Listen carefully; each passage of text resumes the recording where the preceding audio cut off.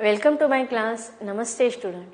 बच्चों, हम कक्षा 8वीं की भारत की खोज इस पूरक पाठ्य पुस्तक का अध्ययन करने जा रहे हैं और इसमें हम चैप्टर नंबर 4 पढ़ रहे हैं जिसका शीर्षक है युगों का दौर। और युगों का दौर इस पाठ का यह सेशन नंबर 12वां है।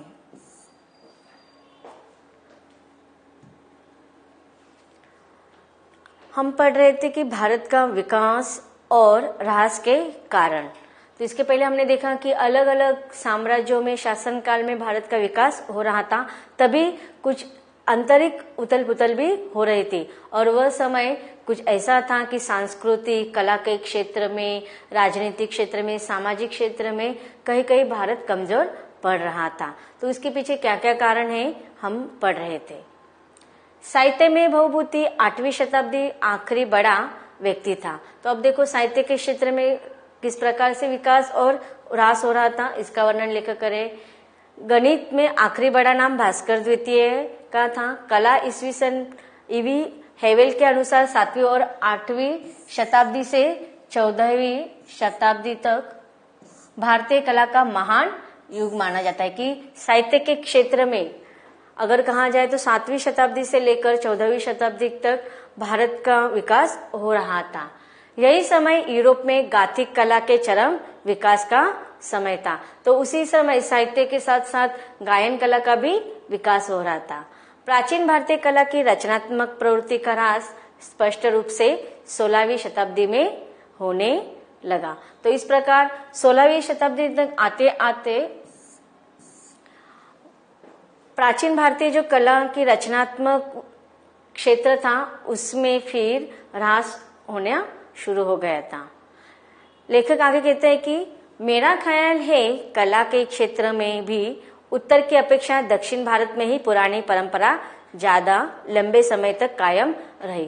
तो देखो अब लेखक ऐसा क्यों कहता है कि दक्षिण भारत की अपेक्षा में, उत्तर भारत की अपेक्षा में दक्षिण भारत में ही ये जो पुरानी परंपरा था उसका समय अधिक कालावधि तक था।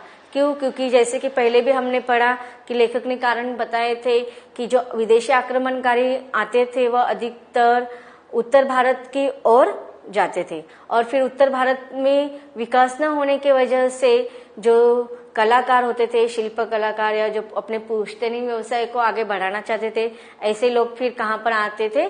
दक्षिण भारत में आकर बसे थे। तो जो उत्तर भारत में ही अधिकतर उथल पुथल हो रहा था कि विदेशी आक्रमणकारियों के, अन्य शासनकालों के, और इसके वजह से वहाँ का जो कला का क्षेत्र, सांस्कृतिक का क्षेत्र था, साहित्यिक क्षेत्र था, उसमें ज्यादा विकास नहीं हो पा रहा था। तो यह जो लंबे समय तक जो विकास था साहित्य के क्षेत्र में, संस्कृति के क्षेत्र में या कला के क्षेत्र में, वह अधिकतर दक्षिण भारत में ही कायम बन रहा था। उपनिवेशों में बसने के लिए आखिरी बड़ा दल दक्षिण से ही 9वीं शताब्दी में गया था, लेकिन दक्षिण के चोल वंशी 11वीं शताब्दी में तब तक एक बड़ी समुद्री शक्ति बने रहे जब तक उन्हें श्री विजय ने परास्त करके उन पर विजय नहीं प्राप्त कर ली। तो देखो जो उपनिवेश अर्थात एक देश से पूरा दल जब दूसरे देश में जाकर बसते थे तो दक्षिण भारत में, दक्षिण की ओर जो दल आ रहे थे और बस रहे थे उसमें अधिकतर चोल वंशी थे। तो 11वीं शताब्दी तक चोल वंशी ने अपना साम्राज्य अच्छी तरह से बनाए रखा था, लेकिन उसी समय श्री विजय ने उनको परास्त किया, तब वह अपने साम्राज्य को थोड़ा उनमें बदलाव करना पड़ा। समय के साथ भारत क्रमशः अपनी प्रतिभा और जीवन शक्ति को खोता जा रहा था और यह प्रक्रिया बहुत धीमी थी और कई सदियों तक चलती रही और इसका आरंभ उत्तर में हुआ और अंत दक्षिण में हुआ। तो ये जो भारत के विकास की ओर जो उथल पुथल हो रही थी वह अधिकतर उसका आरंभ उत्तर में हुआ और धीरे धीरे फिर वह दक्षिण की ओर बढ़ने लगा। तब तक दक्षिण का हर क्षेत्र में विकास हो रहा था। इस राजनीतिक पतन और सांस्कृतिक गतिरोध के कारण क्या थे? तो लेखक कहते हैं कि ये जो राजनीतिक क्षेत्र में, सामाजिक क्षेत्र में या सांस्कृतिक क्षेत्र में जो लेखक कहते हैं कि विकास में जो उथल पुथल हो रहा था, भारत अपने नष्टता की ओर बढ़ रहा था, उसके पीछे क्या कारण थे? राधा कृष्णन का कहना है कि भारतीय दर्शन ने अपनी शक्ति राजनीतिक स्वतंत्रता के साथ खो दी। तो यहाँ पर राधा कृष्णन जो थे उन्होंने भारतीय दर्शन और राजनीतिक इनमें जो अलग अलग अलगाव दिखाई दिया, वह जो स्वतंत्र हुए इसके पीछे वह कारण बताते हैं। यह सही है कि राजनीतिक स्वतंत्रता खो जाने से सांस्कृतिक ह्रास अनिवार्य रूप से शुरू हो जाता है। तो जिस प्रकार जिस शासन काल में अधिक विकास हो रहा था सांस्कृतिक क्षेत्र में, लेकिन उस शासन काल ही नष्ट हो गया, तो राजनीतिक क्षेत्र के साथ साथ उसका सांस्कृतिक कला या अन्य क्षेत्र का नष्ट होना भी निश्चित था। लेकिन राजनीतिक स्वतंत्रता तभी छिनती है जब उससे पहले किसी तरह का ह्रास शुरू हो जाता है। भारत जैसा विशाल, अति विकसित और अत्यंत सभ्य देश बाह्य आक्रमण के सामने तभी हार मानेगा जब वह भीतर से खुद पतनशील हो या आक्रमणकारी युद्ध कौशल्य में उससे आगे हो। तो देखो, भारत जो बहुत विशाल देश माना जाता है, अति विकसित देश माना जाता है और अत्यंत सभ्य संस्कृति को एक साथ लिए मजबूत रूप से था। मतलब बाहर देश भले ही आक्रमणकारी करो हो, लेकिन जब वो अंदर से मजबूत रहेगा तो बाह्य आक्रमणकारियों का वहां पर कुछ नहीं होने वाला है।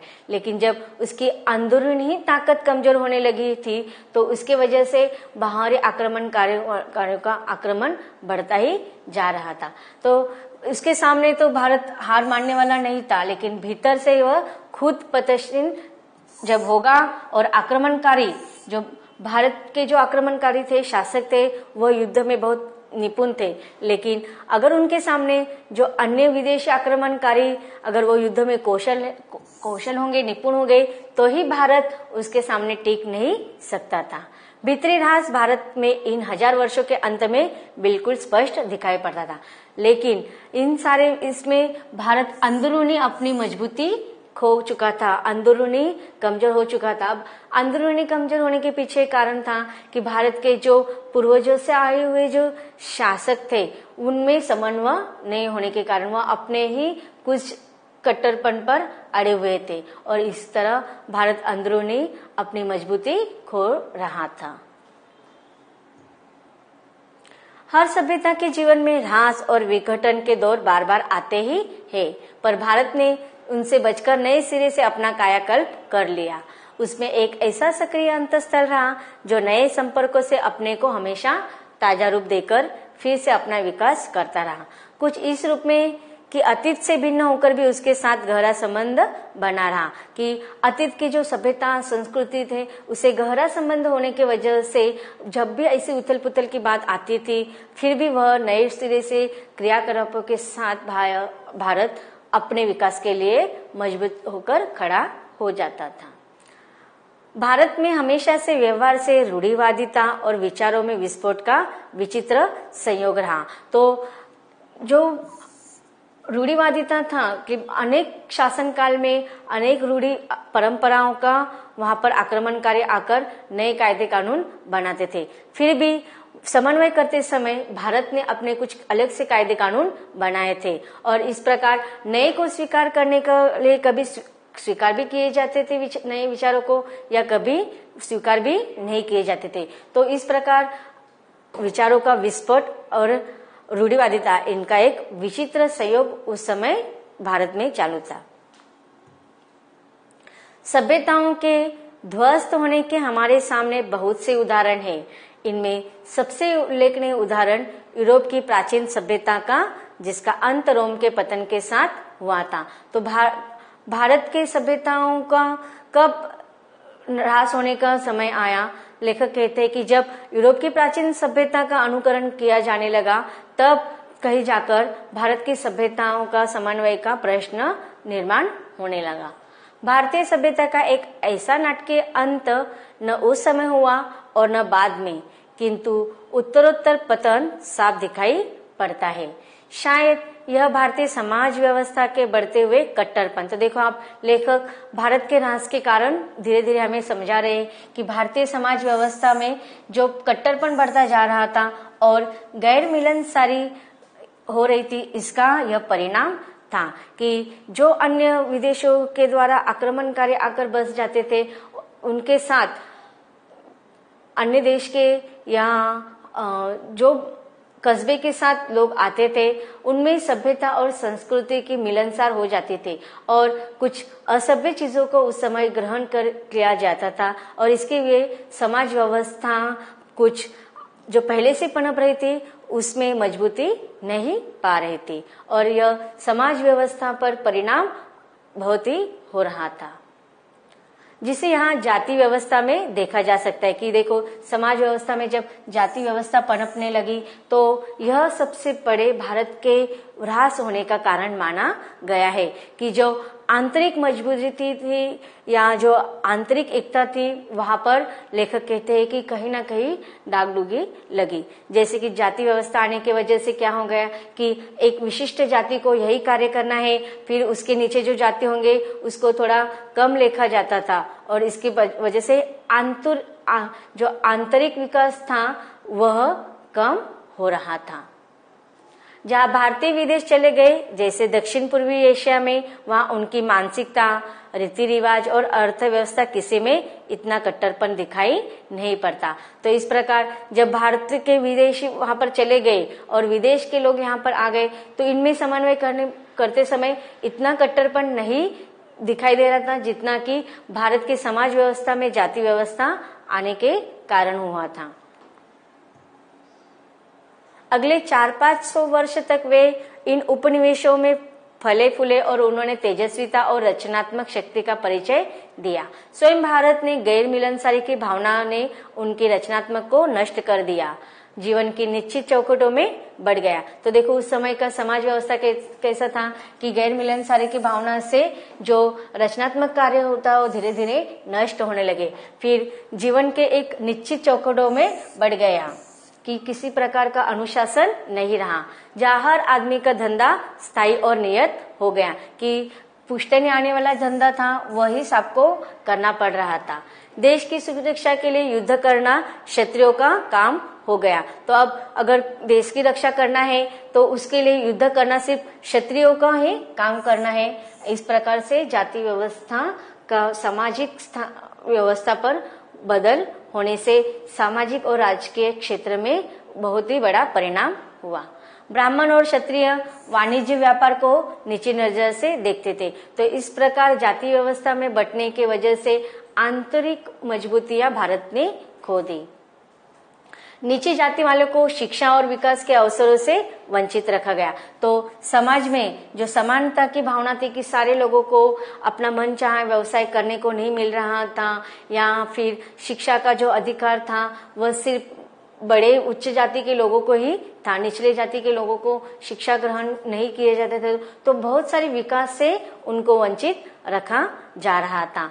उन्हें अपने से उच्च जाति के लोगों के अधीन रहना सिखाया जाता था। तो उच्च जाति और निम्न जाति इसकी प्रथा शुरू हो गई और यही समय था, यही कारण था भारत के विकास में बाधा आने का। भारत के सामाजिक ढांचे ने भारतीय सभ्यता को अद्भुत दृढ़ता दी थी। उसने तो देखो सामाजिक भारत की जो सभ्यता संस्कृति वह सामाजिक ढांचे को बनाए रखी थी, फिर भी उसने गुटों को शक्ति दी और उन्हें एकजुट किया कि अलग अलग दल उस समय भारत में आने लगे, जैसे कि जाति व्यवस्था के रूप से क्षत्रियों का अलग दल, फिर निम्न जाति का उच्च जाति का अलग दल। तो इस प्रकार से सारी सभ्यता और संस्कृतियों में बंटवारा होने लगा। गुटों की शक्ति दी और उन्हें एकजुट किया, लेकिन यह बात बृहत्तर एकता और विकास के लिए बाधक हुई। लेकिन पूरे भारत के विकास के लिए यह जो जाति व्यवस्था थी वह बाधक के रूप में सामने आने लगी। इसने दस्तकारी, शिल्प, वाणिज्य और व्यापार के विकास किया, लेकिन हमेशा अलग अलग समुदायों के भीतर। कि देखो अब उस समय भी दस्तकारी, शिल्पकला, वाणिज्य और व्यापार के क्षेत्र में विकास हो रहा था, लेकिन वह अलग अलग समुदायों के बीच में। इसलिए क्या हो गया कि समाज बंटने लगा। इस तरह खास ढंग के धंधे पुश्तैनी बन गए और नए ढंग के कामों से बचने और पुरानी लकीरें पिटते रहने की प्रवृत्ति पैदा हो गई। इससे बड़ी संख्या में लोगों के विकास के अवसरों से वंचित करते हुए उन्हें स्थायी रूप से समाज की सीढ़ी में नीचा दर्जा देकर यह मूल्य चुकाया गया। तो इस प्रकार यह जो जाति व्यवस्था आई तब से ही भारत का विकास का अवसर कम होने लगा। इसी कारण हर तरफ ह्रास हुआ, विचारों में, दर्शन में, राजनीतिक क्षेत्र में, युद्ध की पातळी पर, बाहरी दुनिया के बारे में जानकारी और उसके साथ संपर्क में, साथ ही क्षेत्रीयता के भाव बढ़ने लगे। भारत की अखंडता की अवधारणा के स्थान पर सामंतवाद और गिरोहबंदी की भावनाएं बढ़ने लगी और अर्थव्यवस्था संकुचित हो गई। तो यहाँ पर लेखक ने ये सारे कारण बताए कि किस प्रकार भारत के विकास के वजह उसके नष्ट होने के रास्ते खुल गए थे। इसके बावजूद जीवनी शक्ति और अद्भुत दृढ़ता बची हुई थी। इसके साथ लचीलापन एवं अपने ढालने की क्षमता, इसलिए वह बचा रह सका, नए संपर्कों और विचारधाराओं का लाभ उठा सका और कुछ दिशाओं में प्रगति भी कर सका। लेकिन यह प्रगति अतीत के बहुत से अवशेषों से जकड़ी रही और बाधित होती रही। तो इस प्रकार भारत के विकास के साथ साथ उसके ह्रास के भी कारण लेखक ने यहाँ पर स्पष्ट किए हैं। शब्दार्थ देखते हैं। उमंग, उत्साह, उदारता, दयालु स्वभाव, प्रतिष्ठा, मान सम्मान, ह्रास, समाप्त होना, विघटन, अलग होना, पुश्तैनी, पूर्वजों का, संकुचित, सीमित। प्रश्नोत्तर देखते हैं। भारत में ऐसी क्या विशेषता थी कि वह फिर से शक्ति पाने में सफल रहा? उसका अंत में लेखक ने कारण बताया कि भारत की जीवनी शक्ति, दृढ़ता, संस्कृति का लचीलापन और अपने को ढालने की क्षमता। दक्षिण भारत के समृद्ध होने का क्या कारण था? यहाँ पर हमने कारण दिए हैं कि विदेशों का कम प्रभाव, लेखक, कलाकारों और वास्तुकलाओं का दक्षिण में जाकर बसना, दक्षिण की राजनीति एवं उत्तर भारत की जगह मजबूत होना। तो इस प्रकार दिए गए सभी कारण दक्षिण भारत के समृद्ध होने के हैं, इसलिए इसका उत्तर होगा दिए गए सभी। आगे का प्रश्न है, इस समय धार्मिक स्तर कैसा था? ये हमने पढ़ा था कि उसके समय धार्मिक स्थान पर अधिकतर पूजा का जोर दिया था, तांत्रिक पूजा और योग पद्धति का भ्रष्ट रूप का प्रयोग करते थे। तो इसका उत्तर होगा घ।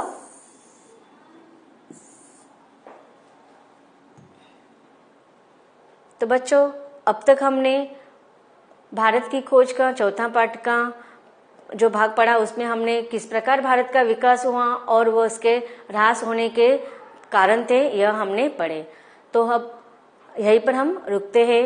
धन्यवाद।